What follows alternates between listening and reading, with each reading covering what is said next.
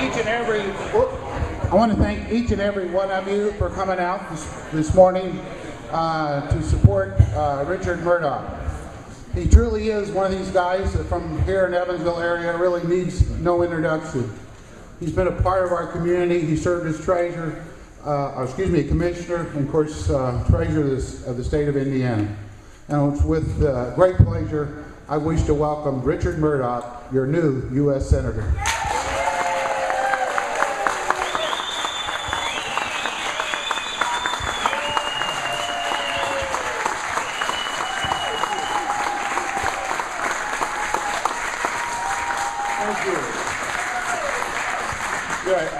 Being here today, I think I get the full meaning of those wonderful words, back home again. What an honor it is to be with all of you. I can't begin to put into words how much it means that all of you are here.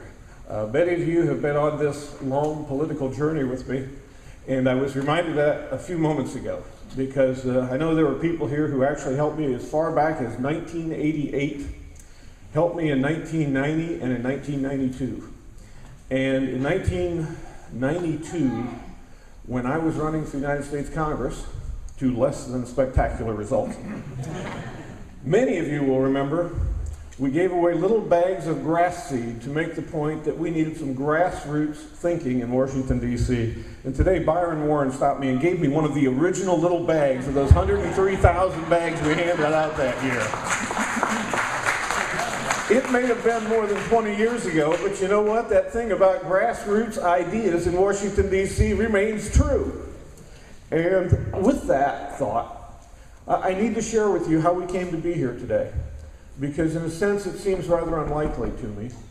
But last June, members of the State Republican Committee, and for those of you who aren't real actively involved, that is simply to say the highest echelon of Republicanism in the state of Indiana. The State Republican Committee is made up of 18 people, and they actually hire the state chairman. So the very top people, last June, came to me, several of them, and asked if I would consider running for the United States Senate. I was stunned.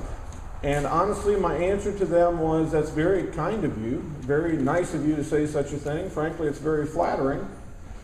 And then I thought, what did I ever do to you? You know, I mean, that seems to be a pretty big bus to be thrown under. I continued to hear it through the fall as we built towards campaign day, or towards election day of 2010. And then on that amazing day, because the work of so many of you in this room and other supporters around the state, we led the ticket. How about that? A guy from Evansville, a Republican, leading the state ticket of Indiana. That's just almost unheard of. And with that event, the calls, the frequency, the volume of those calls, you need to run for the United States Senate. Please, please consider this. They increased. And I have to again say, in all candor, I didn't have great interest in doing it. There was that time in my life when, yeah, I was very interested in serving in Washington, D.C., but frankly, I thought it had passed. And then I watched Senator Lugar during the lame duck session of the 111th Congress. I watched him push Obama's agenda. He pushed the START treaty. He wanted to get it signed before the end of the year. It had to be done by the end of the year. And as a businessman, I will tell you, having negotiated hundreds of contracts, whenever someone pushes a deal based on an artificial deadline, it's a better deal for one party than the other. We had a larger number of Republicans who were about to come into the United States Senate, and yet Mr. Lugar didn't even want to give them the chance to debate the bill, and he pushed it through pursuant to the White House's wishes. That was troubling. Then came his co-sponsorship of the DREAM Act, which is an act that would give special rights and privileges to the children of illegal aliens. Now, I understand that sounds very compassionate, but I don't think we meet our constitutional mandate when we start picking and choosing winners and losers. And I think the behavior you reward is the behavior you get. If we want to reward illegal aliens with benefits, we're only going to get more illegal aliens. And that's very troubling to me. And then came that vote for earmark reform. You know, we have a $14.7 trillion debt in this country. As someone who works in finance every day, I will tell you it keeps me awake at night thinking where that can lead us. He had a chance to vote for earmark reform that I'll be the first to admit was largely symbolic, and still he voted against it, and even this week he has criticized the House Republicans' $60 billion reduction in the budget. I started making those calls right after Thanksgiving. And I kind of set the goal in my own brain that said, you know, if I can get the support of 25% of the county chairman of this state, that might be a signal to me that I really need to seriously pursue this. I was amazed when, after calling about 27% of the county chairman, I was already over 25%. And then I went to 30, and then 35%. And soon I passed 50%, and then 60%, and then 70%. And yesterday, in my formal announcement, I released a list of names, with their permission, of almost 3/4 of the county chairman of the Republican Party of the state of Indiana, saying this is what.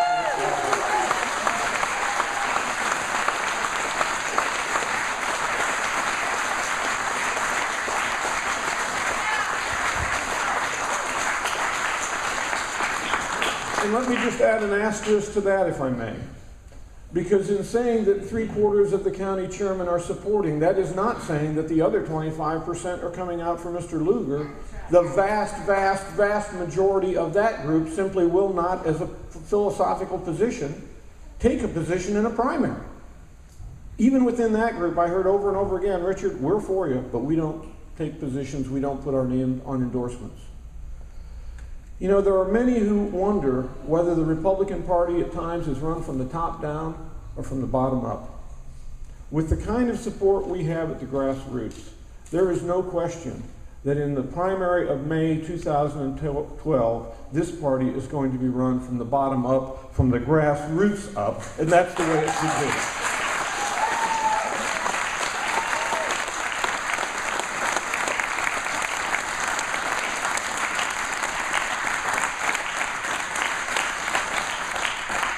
Even in getting that tremendous response, I continued. Most of you know I'm a geologist. I still tend to be kind of geekish and kind of methodical with things.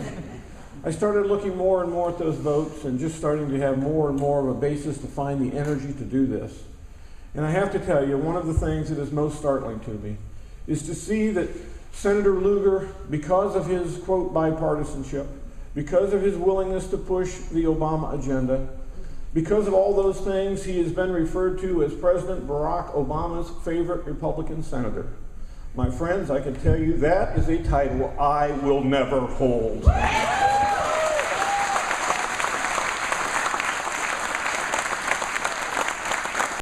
It has been my great privilege over the last 4 years to serve with America's greatest governor, Mitch Daniels. You know, he has transformed Indiana in so many ways. And he's also transformed, I think, our party, and he's even redefined it. He calls it the party of purpose, and we are. You know, as an office holder in the party of purpose, we know what is expected of us. We are expected to take on the tough fights. At times it means we take on the withering fire of criticism, but that's okay, because we act based on the principles of adherence to the Constitution, lower taxes, smaller government, and greater individual freedom, and on those principles we will not compromise.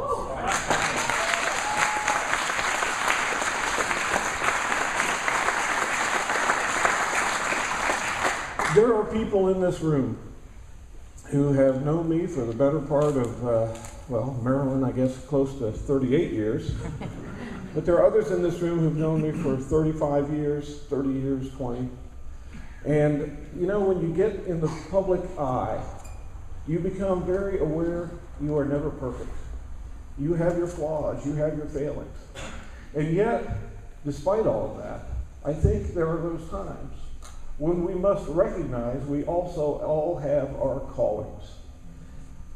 I never imagined, back when I was studying invertebrate paleontology, by the way, I was ultimately destined to work in a world of spineless creatures, so it might have been good timing.